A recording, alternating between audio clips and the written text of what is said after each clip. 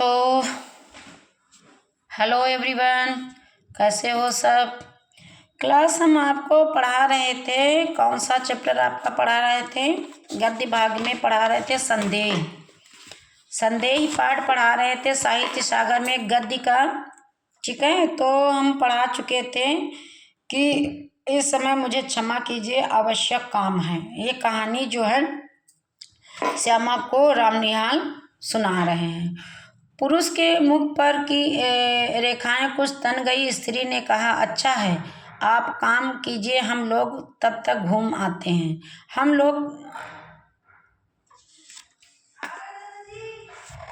हम लोग मान मंदिर पहुंचे। बजरे पर चांदनी बिछी थी।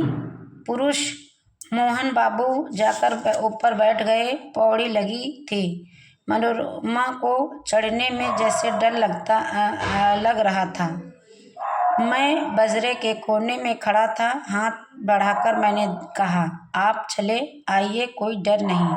उसने हाथ पकड़ लिया। ऊपर आते ही मेरे कान में धीरे से उसने कहा, मेरे पति पागल बनाए जा रहे हैं। कुछ है भी, तनिक सावधान रहिएगा, नाव की बात है।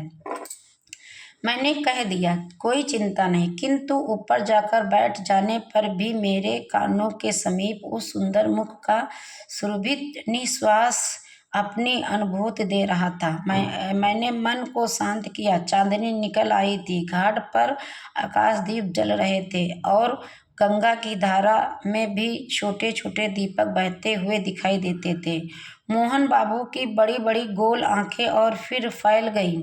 उन्होंने कहा, मनोरमा देखो, इस दीपदान का क्या अर्थ है? तुम समझती हो? गंगा जी की पूजा, और क्या? मनोरमा ने कहा, यही तो मेरा और तुम्हारा मतभेद है।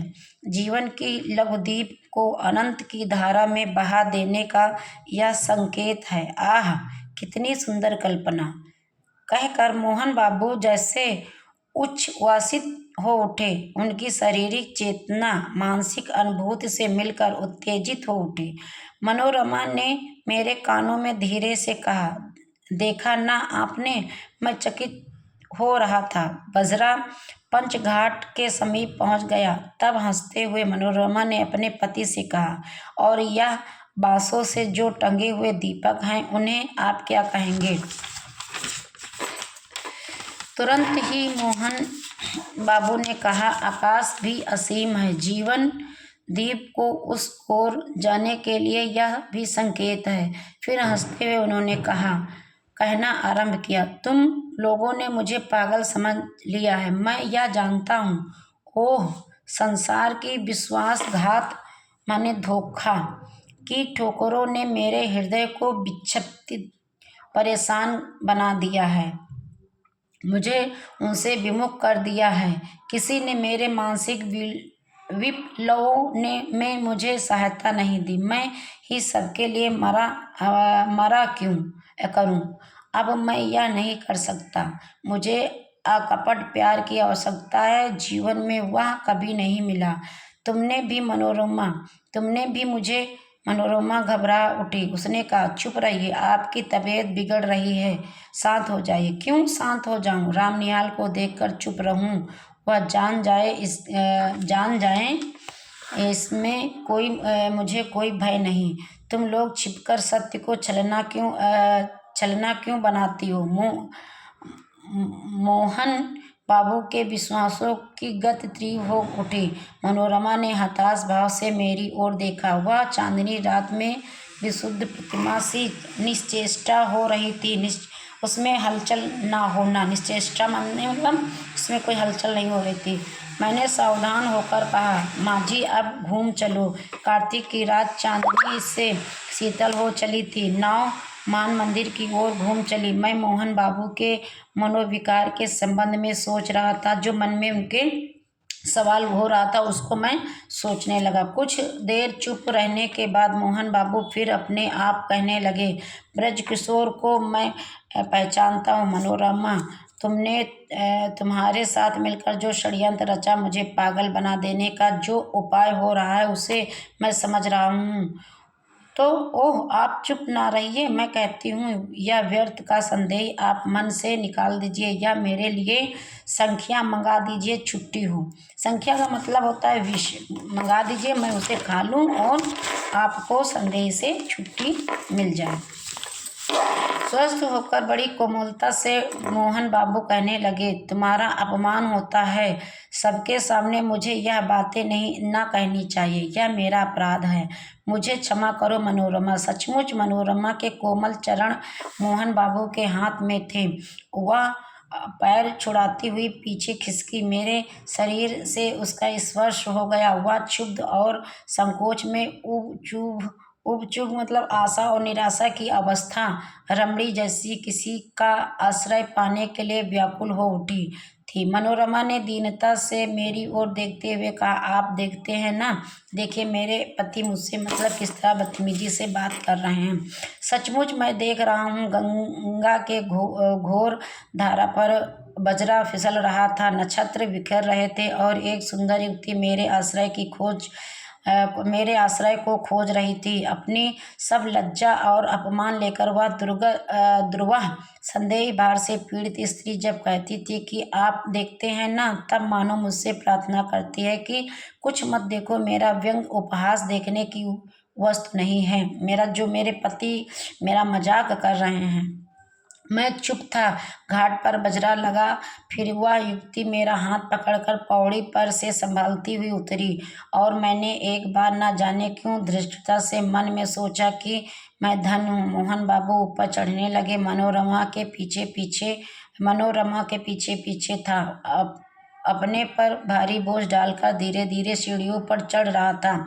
उसने धीरे से मुझसे कहा, राम निहाल जी, मेरी विपत्ति में आप सहायता ना कीजिएगा। मैं अवाक था।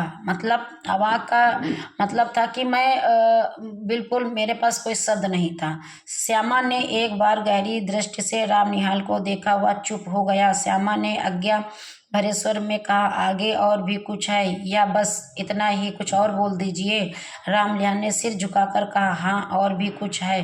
वही कहो ना, पति पत्नी में बातें हो रही हैं। कहता हूँ, मुझे धीरे धीरे मालूम हुआ कि ब्रज किशोर बाबू या चाहते हैं कि मोहन लाल अदालत से पागल मान लिए जाएं और ब्रज किशोर उनकी संपत्ति के प्रबंधक बना दिए जाएं, क्योंकि वे ही मोहन लाल के निकटी संबंधी थे। भगवान जाने इसमें क्या रहस्य था, किंतु संसार तो दूसरों को मोर बनने के व्यवसाय पर चल रहा है। मोहन अपने संदेह के कारण पूरा पागल हो गया। तुम तो यह चिट्ठियों का बंडल देख रही हो, वह मनोरमा का है। उसने मुझे ये सारे खत लिखे हैं, ऐसा जो है राम निहाल कह रहे हैं। राम निहाल फिर रुक गया। श्यामा ने फिर तीखी दृष्टि से उसकी ओर देखा। राम निहाल कहने लगा, तुमको भी संदेह हो रहा है, सो ठीक ही है, मुझे भी कुछ संदेह हो रहा है। मनोरमा क्यों मुझे इस समय बुला रही हैं? और वह श्यामा ने हंसकर कहा, तो क्या तुम समझते हो कि मनोरमा तुमको प्यार करती है और वह दुश्चरिता मतलब बुरे चरित्र वाली स्त्री है?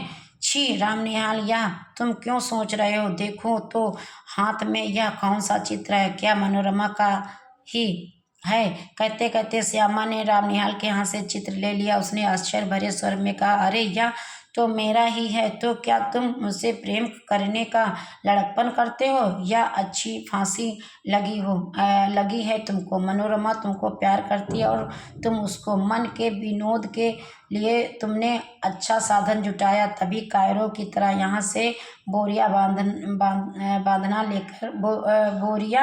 बांधना लेकर भागने की तैयारी कर ली है कि तुमको जो है साहस नहीं हो रहा है मुझसे।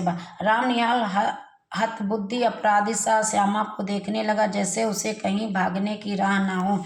श्यामा दृढ़ स्वर में कहने लगी, निहाल बाबू, प्यार करना बड़ा कठिन है। तुम इस खेल को नहीं जानते, इसके चक्कर में पड़ना भी मत। हाँ, एक दुखिया स्त्री तुमको अपनी सहायता के लिए बुला रही है, जाओ उसकी सहायता करके लौट आओ। तुम्हारा सामान यही रहेगा, तुमको अभी यही रहना होगा, समझे? अभी तुमको मेरी स्वच्छता की आवश्यकता है। उठो ना, नहा धो लो, जो ट्रेन मिले उससे पटना जाकर ब्रज किशोर की चालाकियों से मनोरमा की रक्षा करो और फिर मेरे यहाँ चले आना। यह सब तुम्हारा भ्रम था, संदेह था। रामनिहाल धीरे से उठकर नहाने चला गया। कहानी जो है श्यामा और रामनिहाल के बीच थी। वो एक दूसरे से कह नहीं पाए, लेकिन रामनिहाल ने इम्प्रेस करने के लिए श्यामा को इतनी लंबी कहानी सुना डाली। ठीक है ना, ब्रज किशोर की और जो है मनोरमा की। Thank you class. आज के लिए बस आपका ये जो संदेश चैप्टर था, ये जो है आपका संदेश चैप्टर जयशंकर प्रसाद ने लिखा है। तो अब अगला चैप्टर होगा लीलाधर शर्मा द्वारा लिखा भीड़ में खोया आदमी। तो जो चैप्टर हम पढ़ा चुके हैं गद्यांश उसमें गद्यांश में, और उनके हम प्रश्न उत्तर नहीं करवाएं। कोशिश करेंगे कि उन चैप्टर्स के हम प्रश्न उत्तर करवा दें, ताकि आप सोचने पे मजबूर कि मैम जी आगे बढ़ती जा रही हैं और पीछे के चैप्टरों के प्रश्न उत्तर नहीं करवाए हैं। परीक्षाएं नज़दीक हैं, क्लास मेहनत करिए, सोइए मत। ये ठंडक का मौसम है, जाड़ा तो लगता ही है, लेकिन इसी समय पढ़ाई अच्छी होती है। Thank you class.